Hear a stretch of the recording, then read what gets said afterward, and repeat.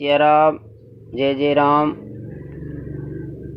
आप एक बात तो समझते हो सारे लोग, फिर भी आप अपनी मनमर्जी करते हो, क्योंकि आप एक दूसरे की इधर से उधर करते हो। इससे क्या फ़ायदा होगा?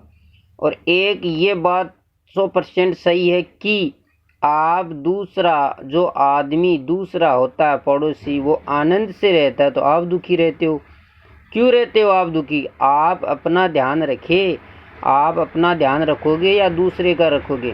और आप कोई बात है घर से निकाल के दूसरे को कहते हो और दूसरा तीसरे को कहता है, इससे क्या फ़ायदा? अरे भाई, वो बात कहो मत, जो भी बात है अपने मन में रखो, अपने दिल में रखो। और भी कोई बात अक्सवाइज बात हो जाती है तो आप इधर से उधर मत करना, क्योंकि आप दुनिया इतनी बड़ी है कि आप किन किन का ध्यान रखोगे? अरे भाई, दुनिया में क्या हो रहा है क्या नहीं हो रहा है ये आपको सभी को पता है, फिर भी आप इधर से उधर करते हो। इधर से उधर करते हो तो आपको ही परेशानी आएगी। क्यों? आप अपना ध्यान रखो भाई। वो कहते हैं ना, खुद का ही ध्यान नहीं रखा जाता है। आप दूसरे की क्यों करते हो? दूसरों की बिल्कुल भी मत करो। कोई बात है तो आप अपने हिसाब से रहो, और दूसरा सुखी है तो आप दुखी मत हो।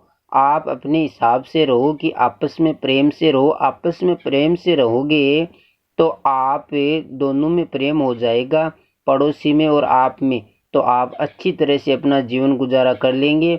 और आप इधर से उधर करोगे तो उससे कोई फ़ायदा नहीं होगा। एक से भला दो होता है। तो आप ध्यान रखना इन बातों का कि आप किसी से कलह मत करना। कलह करोगे तो आपको परेशानी आएगी और अगले वाले सामने को परेशानी आएगी। तो आप ध्यान रखना इन बातों का। आप अपने हिसाब से रहना, तरीका से रहना, हर चीज़ का ध्यान रखना, और बड़े बुजुर्गों का कहना मानना। आज का टाइम बहुत ख़राब है, कोई किसी को मानता ही नहीं है, छोटा बड़ा को नहीं मानता है और माता पिता का कहना नहीं मानता है। अपने आप मनमर्जी से काम करते हैं।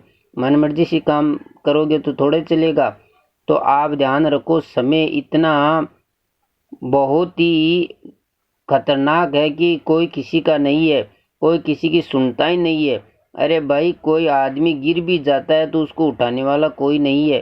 तो आप ये समझ सकते हो कि हमारा कौन है? हमारा सिर्फ एक परमात्मा है, मालिक है। तो आप ध्यान रखो, ऐसा काम मत करो, अपने हिसाब से रहो और ध्यान रखो। अगले वाले का, सामने वाले का भी ध्यान रखो और अपना भी ध्यान रखो।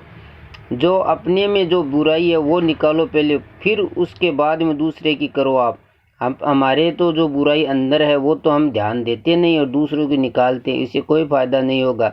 आप अपने हिसाब से रहो, प्रेम से रहो, आनंद से रहो। जय सिया राम।